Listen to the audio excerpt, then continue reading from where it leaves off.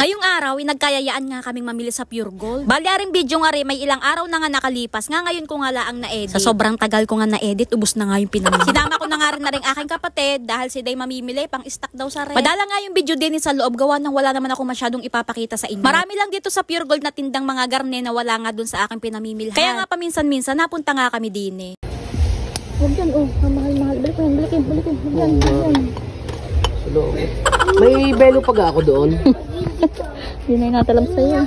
At ayan, fast forward tapos na agad kaming mamili. Hindi nga ako nakapag-video doon sa loob ng ayos at gawa ng ang alam ko bawal mag-video doon. Fast forward ulit, nandinin na agad kami sa amin. Pagkakapera ko nga ng kaunti, pinamimili na nga agad namin. Kaya naman talagang wala nga ako masyadong hawak na pera lagi. At pagkakapera nga pinamimili, inulit ko lang. Gustong-gusto ko nga lagi na puno yung akin tindahan. Kaya naman talagang pagkakapera nga pinamimili na nga laang. Kaysa naman nakabinbin ang pera, ay di maigi pa paikutin na laang ng paikutin. Wag lang maliliyo. Marami nga ako binili sa Pure Gold na bago nga paninda. Kaya naman etot nilalagyan ko na nga agad ng presyo. Dahil kapag hindi, asahan mong malilimutan ko na nga agad dari pagkalipas nga ng isang linggo. Kaya nga medyo nagtatagal nga ako sa pagpapake ng paninda. Syempre iniisa-isa ko pa nga ang presyo. Tapos yung resibo pa ni Pure Gold pang matalino lang yata. Minsan na may kahirap intindihin Are namang pinamili ko din kakaunti, mga halagang 8,000 nga lang. Gawa ng marami pa naman akong stock. Nagdagdag lang ako nung mga wala nga akong paninda din binubukod ko na nga rin din yung pinamili namin na mismong amin. Habay buhat nung nagkatindahan kami. Hindi kami nakakapamili ng sariling amin. Kaya ako medyo natutuwa ngayon. Dahil ang sarap din naman talaga sa pakaramdam na meron nga kayong sarili, yung hindi ka na laging kukuha sa tindahan. Gawa ng syempre may sinahod nga ulit tayong kaunti kay Facebook, ay di ating babawasan. Ay di mapunta na nga tayo din kay Facebook. Kadami talagang nag-PPM sa akin at nagko-comment kung paano nga raw ako nagsimula mag-vlog. Alay, ari nasagot ko na dati, kaya lang ikarami talagang nagtatanong. Alam niyo yung content natin na may tindahan o may negosyo, ay isa sa pinakamagandang content dito sa social media. Gawa ng andami talagang nakaka-relate. Bali, ang ginagamit ko nga palang apps na pang-edit at pag-voice over, ayun nga CapCut. Nagawa nga lang ako ng page dati. At nang sa gayon, yung personal Facebook ko nga ay manatili pa rin sanang private. Tapos kapag nagawa ka nga ng page, magi-start nga yan sa 0 followers. Kapag talagay ikay nagsisimula pala ang mag-vlog, ay hindi gayong kadali. Bago ka nga ma-monetize sa stream ads, ay kailangan mo nga mapuno yung mga requirements at ang isa nga doon ay magkaroon nga ng 5,000 followers. Abay, ako'y nahirapan din makahakot ng 5,000 followers. Kaya nga ako sumali pa doon sa mga follow to follow na mali naman pala yun. Ay talagang display lang yung mga followers sa gayon, hindi naman nanonood. Kaya naman nung nahit ko na nga yung 5,000 followers, tumigil na nga ako sa follow to follow. Gumawa na lang ako ng mga engaging content, ng mga video na nakakatuwa, masaya at nakakaaliw. Nakaway hindi hugay yung kadali. 8 buwan kami bago naman na-monetize sa Reels. Doon sa in-stream ads namin, na-monetize agad kami. Kaya lang, ay Diyos ko puro day, wala namang nanunuaw. Pero pag nagwa 1,000 views kami nun, masayang-masaya na kami. Abay, kuruin mo yung 1,000,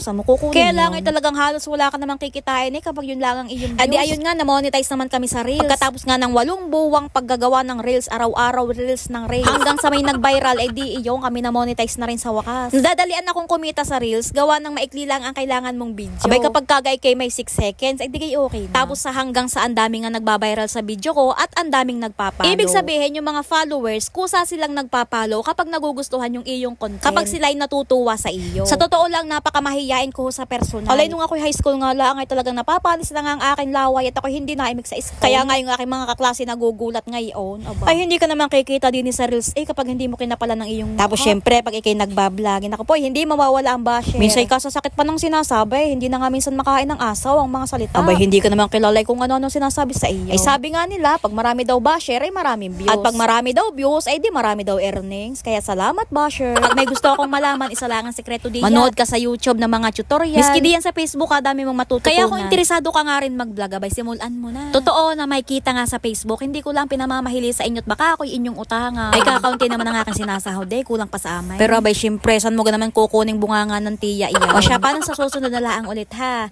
Bye!